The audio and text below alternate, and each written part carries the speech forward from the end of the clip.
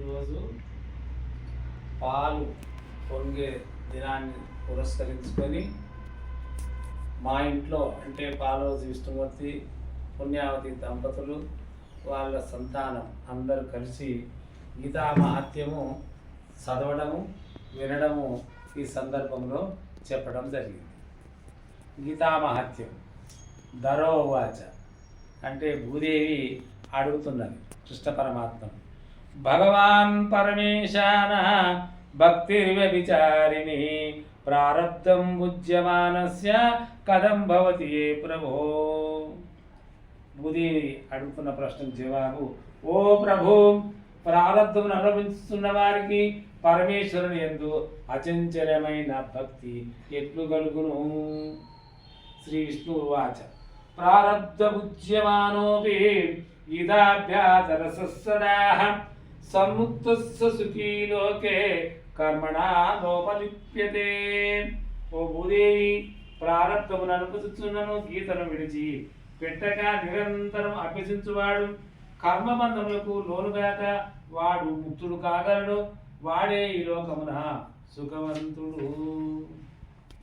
మహాపాపాని పాపాని గీతా ధ్యానం కరోతి చేత్ క్వచిత్ స్పర్శనం కుర్వంతి నళినీదళమంబవత్.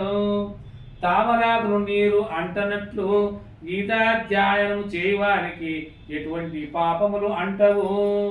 గీతయా పుస్తకం యత్ర యత్ర పాఠా ప్రవర్తతే తత్ర సర్వాణి తీర్థాని ప్రయాగాదాని తత్ర వై. గీతా గ్రంథం ఉన్న చోట, గీతా పారాయణము జరుగు చోట ప్రయాగ మొదలగు సకల తీర్థములు ఉండును.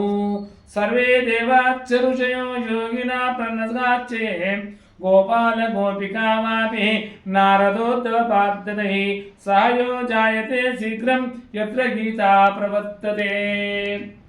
గీతా విచారణము జరుగు చోట దేవతలు, ఋషులు, యోగులు, నాగులు, గోపికలు, గోపాలులు, నారద ఉద్దవారి విష్ణు భక్తులను వచ్చి శీఘ్రముగా సహాయము చేయుచుందురు.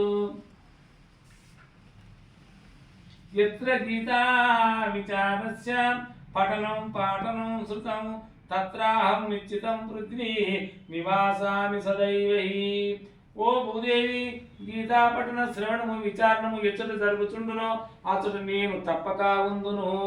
గీతాశ్రయోహం తిష్టామి గీతానే చోత్తమం గృహం గీతా జ్ఞానముపాశ్రిత్య లోకాన్ త్రిలోకాన్ పాలమ్యహం. నేను గీతను ఆశ్రయించి ఉన్నాను, గీతే నాకు ఉత్తమ గృహము. గీతా జ్ఞానమును ఆశ్రయించి 3 లోకములను పాలించుతున్నాను. గీతా మే పరమా విద్య బ్రహ్మరూపాన సంశయ అర్ధమాత్రాక్షరం నిత్య స్వరాజ్య పదాత్మిక. గీత యొక్క పరమ విద్య అది బ్రహ్మస్వరూపము, ఇందులో సంశయం లేదు. మరియు అది అర్ధమాత్రము స్వరూపము, నాశరహితమైనది, నిత్యమైనది, అనిర్వచనీయమైనది. చిదానందేన కృష్ణేన ప్రోక్తా సుముఖదోర్జనం వేదత్రయా పరమానంద త్వత్జ్ఞానార్థమంజస. వేదసారముకు ఈ గీతా తత్వశాస్త్రము చిదానంద స్వరూపుడకు శ్రీకృష్ణ భగవానుడు అర్జునుడుకు స్వయముగా చెప్పి ఉన్నాడు. తన్ను ఆశ్రయించిన వారికి శీఘ్రముగా తత్వజ్ఞానమును కలుగజేయును.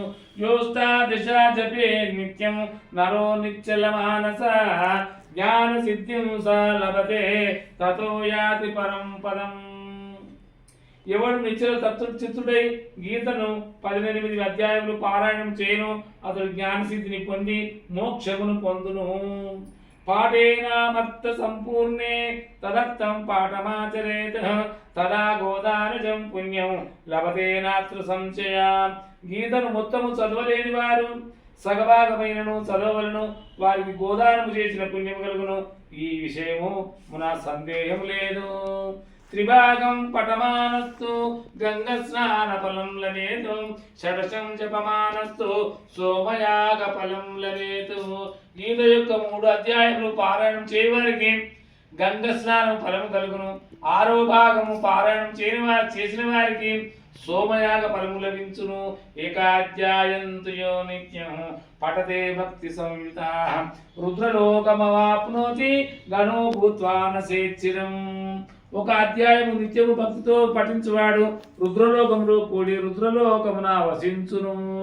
అధ్యాయ శ్లోకపాదం వా నిత్యం యః పఠతే నరః సయాతి నరతాయావత్ మనుకాలం వసుందరే. ఓ భూదేవి, ఒక అధ్యాయమునందలి శ్లోకం యొక్క 4వ భాగమును ఎవరు నిత్యము పారాయణం చేయుదురో అతడు మన్వంతర కాలము గొప్పవాడుగా మానవ జన్మమును పొందును. గీతాయాజ్ఞ శ్లోకదశకం సప్తపంచచతుష్టయం గౌత్రీనేకం తదర్థానాం శ్లోకానాం పఠేన్నరః. గీతయందు 10, 7, 5, 4, 3, 2, 1 లేక కనీసము అర్ధ శ్లోకముగా ఎవడు పఠించునో చంద్రలోకమవాప్నోతే వర్షయామైతం ధ్రువం గీతాపఠన సమాయుక్తో మృతం మానుషాం వ్రజేతు. అతడు చంద్రలోకమును చేరి అతడు 10,000 సంవత్సరం ఉండును. గీతాపారాయణం చేయొచ్చు మరణించిన వాడు మరల ఉత్తమకు మానవ జన్మమును పొందవచ్చును. గీతాభ్యాస పునఃకృత్వా లభతే ముత్తమాం గీతాత్యచార సంయుక్తో ప్రియమానో గతిం లభేతు. 1000 ఏళ్ల గీతాభ్యాసికి ముక్త కరతలామలకము గీతను స్మరిస్తూ మరణించినా కూడా సద్గతియే లభించును. గీతార్థ శ్రవణో సక్తో మహాపాపాన్యతోపి వా వైకుంఠమాప్నోతి విష్ణునా సహమోదతే.